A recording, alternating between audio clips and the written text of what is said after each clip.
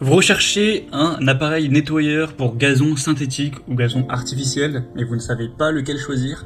Eh bien vous êtes tombé sur la bonne vidéo car c'est ce qu'on va voir aujourd'hui dans ce top 3 comparatif des meilleurs nettoyeurs de gazon synthétique qu'on peut retrouver sur le marché en 2023. Je vais donc vous présenter différents modèles, les mieux notés par ordre de prix décroissant, en espérant que ça vous aidera pour ce choix.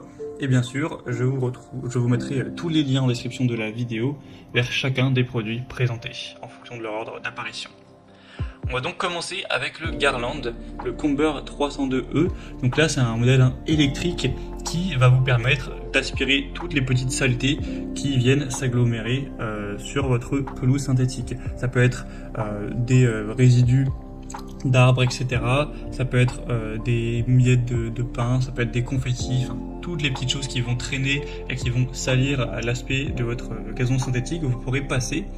Et ça va tout aspirer, hein, un petit peu comme un adaptateur, sauf que là ça va comme un aspirateur, excusez-moi, sauf que là ça va directement tout placer dans le bac, et ensuite vous aurez juste à jeter ça à la poubelle. Vous verrez à travers la vidéo comment ça fonctionne, c'est vraiment très simple à comprendre. On aura une bonne puissance de 1400 watts, une largeur donc de 32 cm, donc ça va collecter assez rapidement. Le bac lui a une contenance de 25 litres, donc ça devrait largement suffire.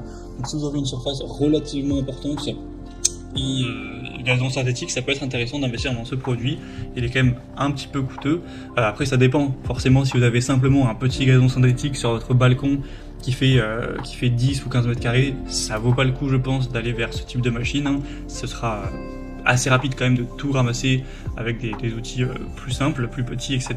Mais si vous avez une grande surface, donc imaginons 60, 80, 120 mètres carrés, etc. de gazon synthétique, là je pense que c'est vraiment très intéressant d'aller vers cette balayeuse. Vous pourrez retrouver plus d'infos en passant par le premier lien en description. Un deuxième produit que je vous présente, c'est le Gardena aspirateur de feuilles. Alors c'est pas vraiment un aspirateur en tant que tel, c'est un modèle mécanique qui va simplement avec voilà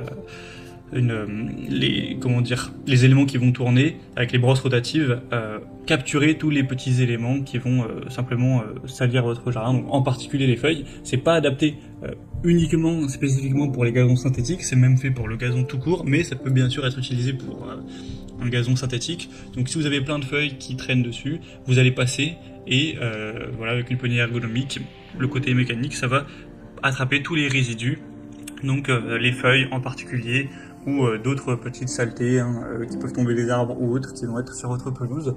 Donc encore une fois, c'est un modèle relativement coûteux et qui sera légèrement courant, donc c'est bien sûr pas le modèle à privilégier si vous aviez 20 mètres carrés de gazon synthétique sur votre balcon. Mais si vous avez un jardin de gazon synthétique qui est quand même relativement spacieux, encore une fois ça peut être un modèle intéressant, et Gardena c'est une superbe marque, donc chose aussi à considérer. Et c'est aussi agréable le côté voilà, mécanique, il n'y a pas de bruit, pas besoin de brancher, etc.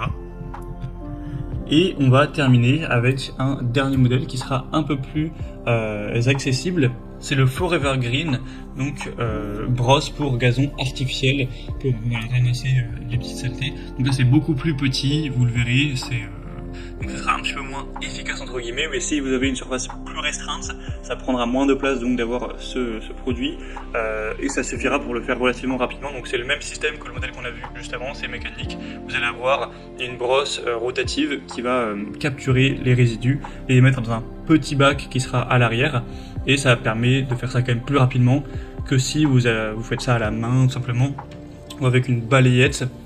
Donc ça peut aussi être un choix assez intéressant, même si effectivement c'est pas le modèle le mieux noté. Cette fois-ci on a 4,1 étoiles sur 5 sur plus de 330 évaluations. Donc c'est voilà, c'est pas le modèle qui sera le mieux noté, qui est on va dire c'est pas le modèle qui a satisfait le plus de personnes, mais ça reste quand même assez bien. Donc le prix sera un peu plus bas, mais pas non plus d'énormes différences. Mais clairement, ça peut être intéressant si vous avez une plus petite surface, on va dire une surface intermédiaire, et que vous n'avez pas forcément énormément d'espace de rangement, car là c'est un modèle beaucoup plus petit que les autres. Ça permet aussi de remettre le gazon synthétique un peu mieux en place pour qu'il ait un meilleur rendu, donc ça a un petit peu cette double utilité. Voilà, c'était tout pour ce top 3 comparatif des meilleurs nettoyeurs de gazon synthétique qu'on peut retrouver sur le marché en 2023. Comme indiqué, il y a tous les liens juste en dessous dans la description de la vidéo vers chacun des produits présentés en fonction de leur ordre d'apparition. Donc si vous souhaitez voir plus de détails sur un des produits ou en commander un, Pour voir plus d'infos telles que les prix, les évaluations clients, etc., cliquez sur les liens en description. J'espère que cette vidéo aura pu vous faire gagner du temps pour ce choix. Je vous souhaite de passer une bonne fin de journée ou une bonne fin de soirée et je vous dis à très vite.